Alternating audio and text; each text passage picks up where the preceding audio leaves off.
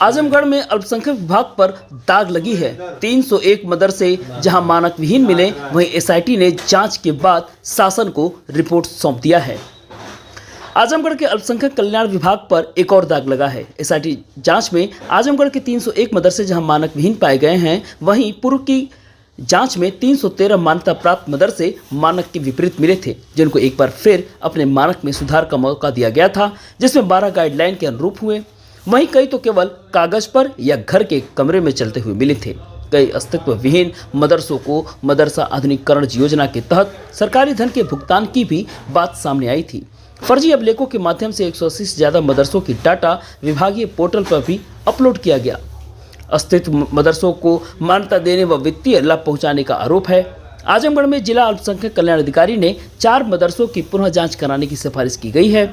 आजमगढ़ के वक्फ निरीक्षक मनोज राय ने बताया कि वर्ष 2017 में शासन ने मदरसा पोर्टल लॉन्च किया था, जिसमें सभी एडेड आधुनिकीकरण योजना के व मान्यता प्राप्त मदरसों को अपना डाटा फीड करना था।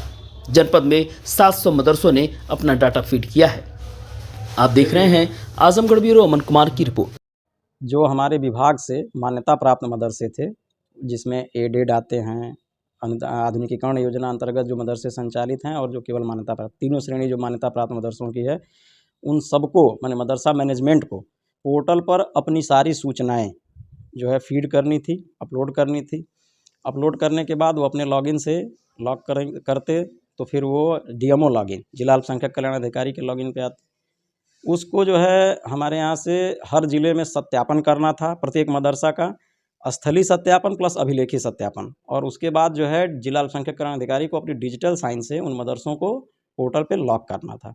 उसी के क्रम में जनपद में कुल 700 मदरसों ने अपनी सूचना जो है मदरसा पोर्टल पर अपलोड की, जिसमें जो है तत्कालीन जिला अल्पसंख्यक कल्याण अधिकारी द्वारा और मेरे द्वारा मदरसों का स्थलीय सत्यापन किया गया, जिसमें कुल 300 प्रथम चरण में कुल 313 मदरसे मानक विहीन, जो मीडिया में जो चीज़ें फर्जी वगैरह शब्द जो इस्तेमाल किए जा रहे हैं वो सही नहीं है, एक्चुअल शब्द है मानक विहीन मदरसे जो है आइडेंटिफाई किए गए।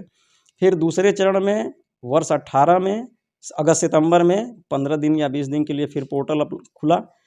पोर्टल खुलने में उसमें जो है जो पिछले फर्स्ट चरण में जो पोर्टल पर रजिस्ट्रेशन करने से मदरसे छूट गए थे, उनको अपना रजिस्ट्रेशन करना था, प्लस प्रथम चरण में जो मदरसे मानक विहीन थे, अगर उनके द्वारा मानक पूरा कर लिया गया तो प्रत्यावेदन देना था और पुनः उनका निरीक्षण करके और उनको या तो लॉक करना था या अनलॉक करना था। उसमें जो है 4 मदरसे जो है दूसरी बार रजिस्ट्रेशन किए, उनका सत्यापन किया गया, और कुल 12 मदरसे जो प्रथम चरण में मानक अनुरूप न पाए जाने के कारण लॉक नहीं हुए थे, वो दूसरे 54-55 प्रत्यावेदन के आसपास हमारे यहाँ प्रत्यावेदन आए, जिसमें से स्थलीय सत्यापन किया गया और 12 को मानक अनुरूप पा करके लॉक किया गया। तो 313 जो फेल थे उसमें से 12 हटा दीजिए तो एग्जैक्ट आंकड़ा जो है वो 301 का है। इसमें जो है फिर शासन स्तर से वर्ष 2020 में जांच जो है एसआईटी को दी गई, और एसआईटी की जो रिपोर्ट जो है संभवतः शासन में कल परसों में शायद दी गई है, मीडिया से ही पता चल रहा है, अभी हम लोगों को कोई आधिकारिक सूचना नहीं है। उसी के क्रम में जो ये सूचनाएं जो है हमको आपको जो मिली हैं, उसी रिपोर्ट का ही जो है अग्रेतर डेवलपमेंट है।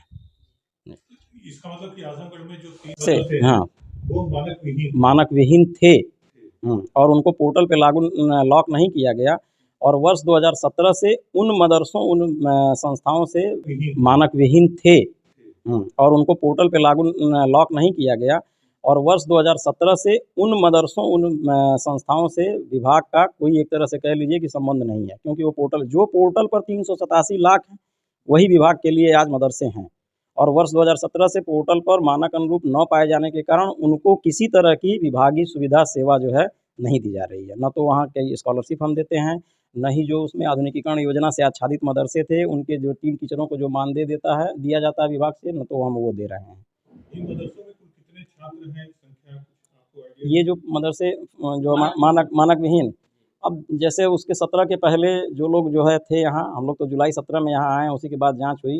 आप वर्तमान में ये मान के चलिए कि वो मदरसे जो है न तो वहाँ पे कुछ शिक्षण कार्य किया जा रहा है, और अगर वो किया भी जा रहा होगा तो उसकी सूचना उसकी जानकारी हम लोगों के पास नहीं है, क्योंकि वो हमारे लिए ऑथराइज नहीं है, पोर्टल पे नहीं है, इस वजह से।